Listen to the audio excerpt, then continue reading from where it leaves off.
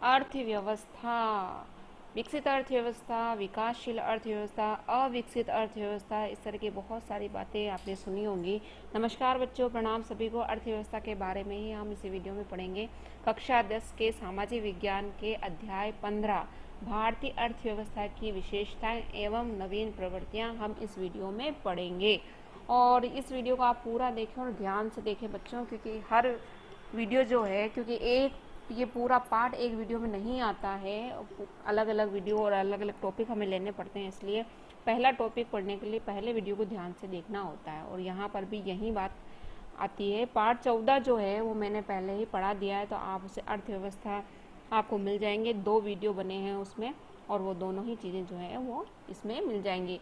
तो अर्थव्यवस्था के बारे में सबसे पहले हम अर्थव्यवस्था की अर्थ पढ़ लेते हैं कि अर्थव्यवस्था किसे कहते हैं। एक देश या क्षेत्र की वस्तुओं और सेवाओं के उत्पादन, व्यापार, उपभोग आदि क्रियाओं से जो जुड़ा तंत्र है वो अर्थव्यवस्था कहलाता है।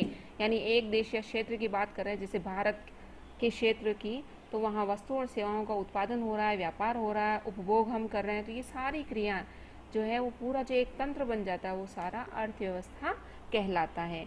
तो समझ में आ गया होगा आपको। अर्थव्यवस्था के बारे में हम आगे पढ़ते हैं। हमारी जो देश की अर्थव्यवस्था है, सबसे पहला पॉइंट आपके पाठ में ये आता है कि ये एक अविकसित अर्थव्यवस्था है। तो अविकसित अर्थव्यवस्था क्यों है हमारे देश में, तो विभिन्न तरह की समस्याओं के बारे में हम इसमें पढ़ेंगे। अविकसित अर्थव्यवस्था जो है वो सबसे, इसमें 8 पॉइंट हैं, उनको हम समझ लेते हैं बच्चों। अर्थव्यवस्था सबसे पहले निम्न प्रति व्यक्ति आय। हमारा जो देश की अर्थव्यवस्था वो अविकसित क्यों है, क्योंकि हमारी जो प्रति व्यक्ति आय है वो निम्न है, बहुत कम है। और केवल अमेरिका, इंग्लैंड, फ्रांस और इन बड़े देशों की बात, यानी विकसित देशों की बात नहीं करें, हमारे जो पड़ोसी देश हैं चीन और श्रीलंका, उनसे भी कम हमारी प्रति व्यक्ति आय है, यानी प्रत्येक व्यक्ति की जो आय है वो कम है। दूसरा है जीवन की निम्न गुणवत्ता। जीवन की जो गुणवत्ता है वो 2 आधार पर मापी जाती है बच्चों, शिक्षा और स्वास्थ्य।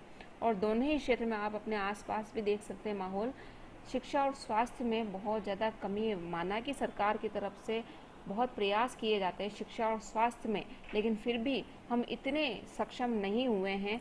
और 2011 की जनगणना के अनुसार हमारी जो साक्षरता दर है वो 74.04% है। तो इस तरह से आज भी हमारी बहुत सारी जनसंख्या जो है वो शिक्षा से वंचित है। उसी प्रकार हमारी जो जीवन प्रत्याशा है, यानी हमारी जो औसत आयु है प्रत्येक व्यक्ति, वो 68 वर्ष है।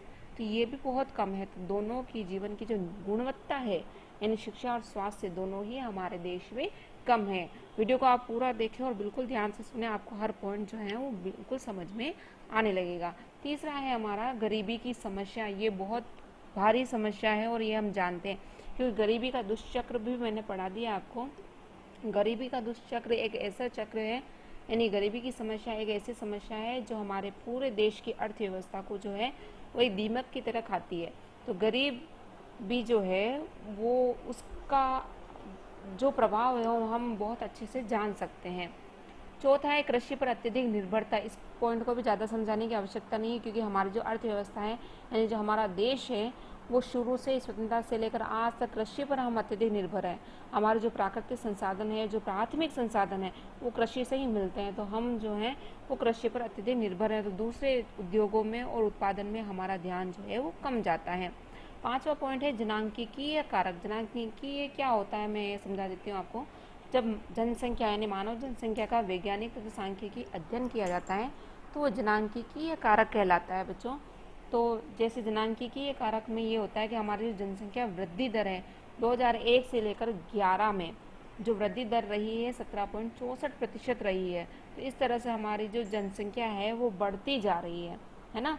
तो इस वजह से भी जनसंख्या वृद्धि से और अत्यधिक निर्भरता से कृषि पर, ये जो हैं वो हमारी अर्थव्यवस्था को, यानी हमारे देश की अर्थव्यवस्था को अविकसित करती हैं। बेरोजगारी की समस्या, ये भी बहुत बड़ी समस्या है।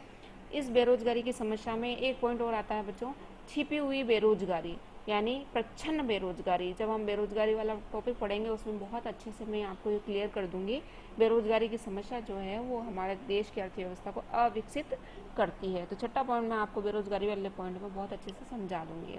पिछड़ी हुई तकनीक, जब हम कृषि करते हैं, आप इमेजिन कर सकते हैं कि हम जब कृषि करते हैं, कोई भी छोटा उद्योग करते हैं, उत्पादन करते हैं, तो उसमें पुरानी और पिछड़ी हुई तकनीकों का इस्तेमाल करते हैं। इससे क्या होता है कि उत्पादन में बहुत ज़्यादा कमी आती है। तो उत्पादन उस हिसाब से नहीं हो पाता जितना कि हम चाहते हैं। जैसे जापान और बड़े बड़े जितने भी विकसित देश हैं, वो तकनीक, जो आधुनिक तकनीक है, उन्हीं की वजह से ही आज इस क्षेत्र में, यानी आज की स्थिति जो है वो उनकी उच्च तकनीक की वजह से ही है।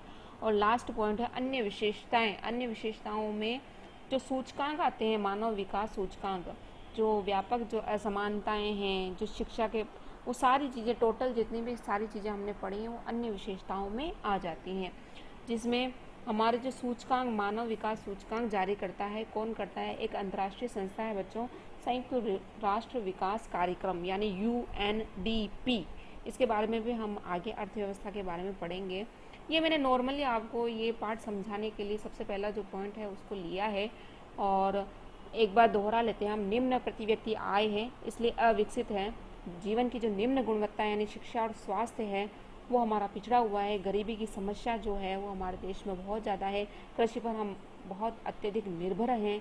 जनांख्यिकी एक कारक है, यानी जनसंख्या वृद्धि दर जो है वो हमारी बढ़ती जाती है। बेरोजगारी की समस्या है।